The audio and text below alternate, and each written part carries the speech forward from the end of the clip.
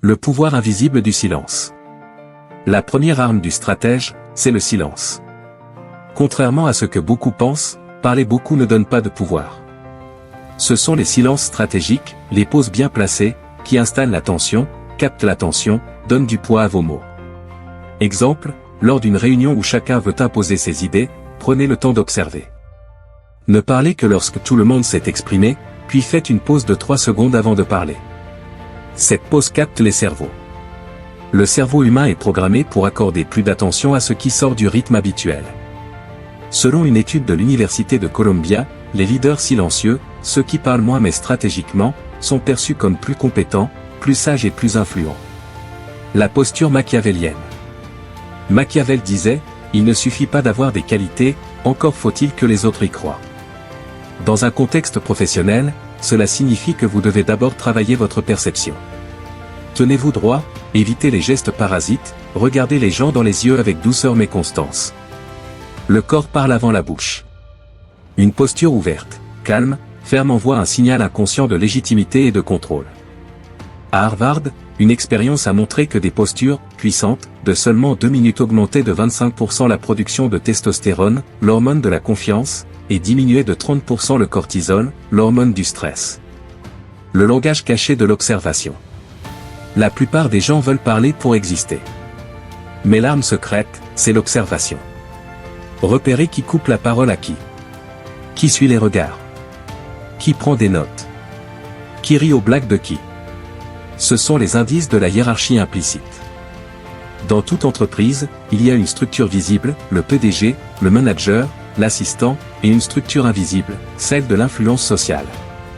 Parfois, un stagiaire peut avoir plus de pouvoir symbolique qu'un cadre. Celui ou celle que tout le monde consulte en off. Celui qui dit peu mais qu'on écoute toujours.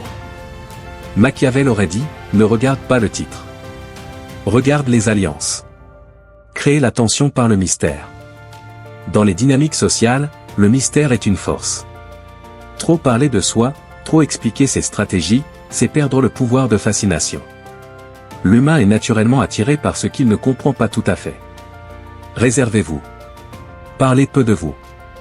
Laissez vos actions, vos silences, vos expressions parler. Créez des ellipses dans vos discours. Une petite phrase peut suffire. Je préfère vous laisser le temps de réfléchir à ce que cela implique. Ou encore. C'est un point que j'ai déjà testé dans des contextes sensibles. Vous ne dites rien de précis, mais vous suggérez une profondeur, une expérience, une autorité. Maîtrisez les micro-réactions. Les expressions microfaciales, ces réactions qui durent moins d'une demi-seconde, sont les plus sincères et les plus captées par l'inconscient collectif. Si vous réagissez trop fort, trop vite, vous donnez à vos interlocuteurs un pouvoir sur vous. Lors d'un feedback difficile, restez stoïque. Lors d'un compliment, acceptez sans vous justifier. Lors d'une attaque passive-agressive, répondez par une question. C'est intéressant. Que voulais-tu dire exactement par là? Cela renvoie la pression et donne à votre interlocuteur l'impression de marcher sur des braises. L'art de poser les bonnes questions. Le pouvoir n'est pas de tout savoir. Il est de poser les questions qui obligent les autres à révéler leurs intentions, leurs peurs, leurs stratégies. En coaching, on appelle cela des questions éclairantes. Quelques exemples. Si tu n'avais aucune limite, quelle serait ta proposition? Qu'est-ce qui t'inquiète le plus dans ce projet? Pourquoi est-ce que ce détail semble si important pour toi? Chaque question ouvre une faille. Et plus la personne parle, plus elle se découvre. Détectez les signaux de soumission ou de rébellion. En réunion, tout le monde joue un rôle. Certains cherchent à s'opposer, d'autres à plaire. Votre job est de lire les signaux faibles. Croisement de bras. Défense. Regard vers le bas. Soumission. Sourire sans les yeux. Fausseté. Une étude du MIT a montré que les leaders les plus efficaces sont ceux qui savent adapter leur posture en temps réel en fonction de ces signaux. Ils modulent leur ton, leur posture, leur stratégie. L'effet d'autorité implicite. L'autorité ne vient pas du titre, mais de l'énergie que vous imposez. En psychologie, c'est ce qu'on appelle la présence autoritaire naturelle. Elle se construit sur une grande clarté dans vos mots, une lenteur assumée dans vos gestes, une maîtrise de vos émotions internes. Quand vous dégagez une autorité calme, vous devenez le point de repère même en cas de chaos. Ne jamais montrer vos limites émotionnelles. Votre supériorité repose sur votre capacité à ne jamais perdre votre centre. Que ce soit face à un manager toxique, un collègue jaloux ou un client agressif, vous devez développer l'art de l'équilibre interne. Visualisez-vous comme un arbre dans la tempête. Flexible mais enraciné. Vos paroles doivent être mesurées, vos gestes calculés, votre respiration calme. Chaque seconde où vous restez maître de vous-même est une seconde où vous renforcez votre aura. La psychologie du regard prolongé. Imagine Claire, assise face à un interlocuteur difficile. Leurs regards se croisent, et elle sent une tension électrique. Ce regard prolongé n'est pas qu'un simple échange visuel, c'est une bataille silencieuse, un duel où chaque seconde compte. Les neurosciences montrent que maintenir un contact visuel autour de 7 à 8 secondes accroît la perception de confiance, de sincérité et même de dominance. Mais attention, dépasser ce seuil peut paraître intimidant, voire agressif. Claire apprend à doser, à adopter un regard calme et assuré, assez long pour captiver, mais jamais menaçant. Dans les réunions, ce regard devient son arme, il désamorce les tensions, capte l'attention, et fait fléchir ceux qui osent défier son autorité tacite. L'art de recadrer avec tact. Un collègue monopolise la parole, empiétant sur le temps des autres. Claire pourrait s'imposer frontalement, mais elle choisit la subtilité. D'une voix posée, elle glisse « Merci pour ton retour, et j'aimerais entendre aussi les avis de chacun pour enrichir notre réflexion. » Ce recadrage, doux mais ferme, respecte la dynamique sociale tout en réorientant le groupe. Des études montrent que ce type de recadrage, fait avec empathie, prévient les conflits et favorise la collaboration. Claire s'impose ainsi sans provoquer de résistance, un art essentiel à maîtriser. Comment créer des boucles de reconnaissance invisibles? Reconnaître les autres est la clé des relations solides. Mais la reconnaissance ne se manifeste pas toujours en grandes déclarations. Claire cultive l'art des boucles invisibles, un sourire discret, un léger hochement de tête, une reformulation subtile des propos. Ces micro-gestes activent chez les autres des circuits de plaisir dans le cerveau, libérant dopamine et renforçant les liens. Petit à petit, elle tisse un réseau invisible de confiance et d'influence, où chacun se sent valorisé sans même s'en rendre compte. Les codes secrets du respect social en entreprise. Le respect ne s'impose pas, il se gagne.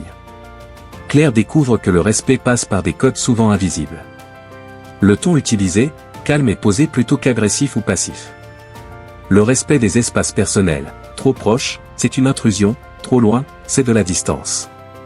Le timing, savoir quand parler et quand écouter. Elle apprend à décoder ces signaux subtils pour mieux se positionner socialement, augmentant ainsi sa crédibilité et son influence. La gestion émotionnelle en milieu professionnel. Au travail, les émotions sont souvent refoulées ou mal perçues. Claire, elle, apprend à reconnaître ses émotions sans les laisser prendre le dessus. Avant une présentation stressante, elle pratique la respiration consciente pour calmer son esprit. Elle devient aussi attentive aux émotions des autres, ce qui lui permet d'adapter son discours et de désamorcer les conflits avant qu'ils n'éclatent. La maîtrise de ses émotions fait d'elle une leader respectée, capable de garder le cap même sous pression. Le pouvoir de la narration personnelle. Raconter une expérience personnelle au bon moment peut créer une connexion forte. Claire partage une fois, succinctement, un obstacle qu'elle a surmonté, montrant sa résilience.